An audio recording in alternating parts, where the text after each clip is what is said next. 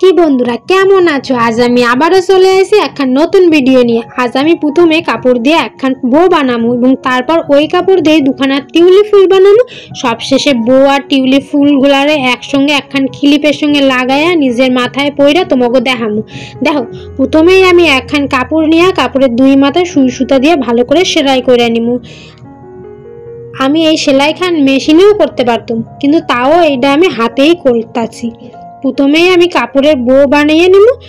ওই কাপড়ের লম্বা ধারের মধ্যে একখানা ধার মোটা ছিল, কিন্তু আর একখানা ধার পাতলা হওয়ায় সুতো বেরিয়ে যাওয়ার ভয় ছিল, তাই ধারখানা আমি আগেই সেলাই করে নিয়েছিলাম।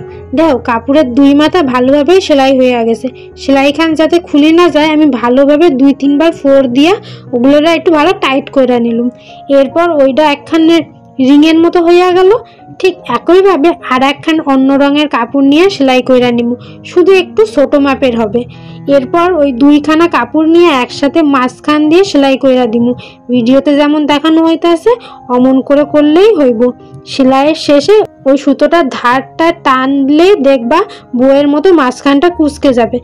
আর এই কুচকানোটা যেমন আছে তেমন রাখার জন্য ওই সুতোটারে টেনে পেছনের কাপড়ের সঙ্গে ভালোভাবে সেলাই করে দেব, যাতে কুচকানো অংশের শেপটা একই থাকে। এরপর বইয়ের সামনের অংশের মাঝখানে একটা ছোট কাপড় দিয়া ভালোভাবে সেলাই করে দেব, যাতে বইয়ের সেলাইখানা সামনের অংশে ঢাকা পড়ে যায়। এবার বো বানানো কমপ্লিট হয়ে গেল। এবার আইব টিউলিপ ফুল বানানোতে। আবারও একখান কাপড় নিয়ে দুইখান মাথা সেলাই করে দিমু। সেলাই করা হয়ে গেলে কাপড়খান সেলাই অংশটা উল্টায়া দিয়ে ঘুরাই দিমু, তবে পুরোটা উল্টাইমু না, অর্ধেকটা উল্টামু। তোমরা জানো বন্ধুরা, আমার টিউলিপ ফুল খুবই প্রিয়, কিন্তু কখনো কাশ্মীর যাওয়া হয় নাই, তো তাই নিজের চোখে আসল টিউলিপ ফুল দেখাও হয় নাই। দেখি যদি কপালে থাকে তবে নিশ্চয়ই দেখতে পাবো। আর তোমাকে কি ফুল পছন্দ তা আমারে কমেন্ট করে জানিও, আমি চেষ্টা করব তোমাদের পছন্দের মতো ফুল বানানোর। দেখো, এরপর একখানা দড়ি নিয়ে ওর ভেতর দিয়ে ঢুকায়া অন্য পাশটা দিয়ে বার কইরা ভালোভাবে সেলাই করে নিব।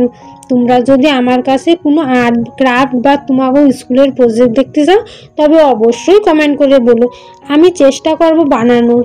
পুরো ভিডিও দেখার পর অবশ্যই আমাকে কমেন্ট করে জানিও ভিডিওটা তোমাকে কেমন লাগলো। আমি তোমাকে কমেন্টের অপেক্ষায় থাকবো। দেখো, ভালোভাবে সেলাই করে নিচ্ছি যাতে টিউলিপ ফুলখানা যাতে গোড়া থেকে খুলে না পড়ে। এরপর কাপড়টারে আস্তে আস্তে উল্টায় দিব। দেখো, ভিডিওতে যেমন দেখানো হচ্ছে ঠিক ওই রকম ভাবেই উল্টাবো। আর ভিডিওখান ভালো লাগা থাকলে অবশ্যই লাইক শেয়ার কমেন্ট করে আমারে আরো ভালো ভালো ভিডিও বানানোর উৎসাহ দিবা। দেখো, উল্টানো হইয়া গেছে, দেখতে অনেকটা কলকি ফুলের মতো হইল, তাই না? এরপর এটি তুলা ভইরা নিমু। যদি তোমাদের কাছে তুলা না থাকে তবে চিন্তা করার কোনো কারণ নাই, কিছু কাপড়ের টুকরা নিয়ে ওর মধ্যে দিয়ে দিতে পারো। ভালোভাবে তুলো ভর্তি করা হইয়া গেলে আবারও সুই সুতা দিয়ে সেলাই করে নিব, দুই ধার করে, যেমন ভিডিওতে দেখানো হচ্ছে তেমন ভাবে। তোমরা জানো বন্ধুরা, আমার স্কুলে ওয়ার্ক এডুকেশনে সেলাই দিত, তখন আমার মা আমার হাত ধরে সেলাই শিখাইছিল।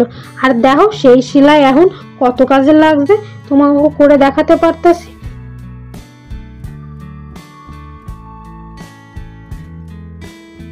দেখো, দেখতে দেখতে সেলাইয়ের কাজ প্রায় শেষ।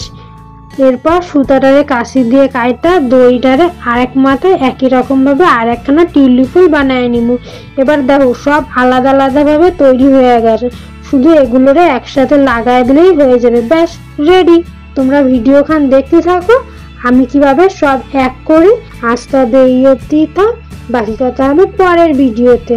এবার বলো আমার চুলে এটা কেমন লাগতেছে?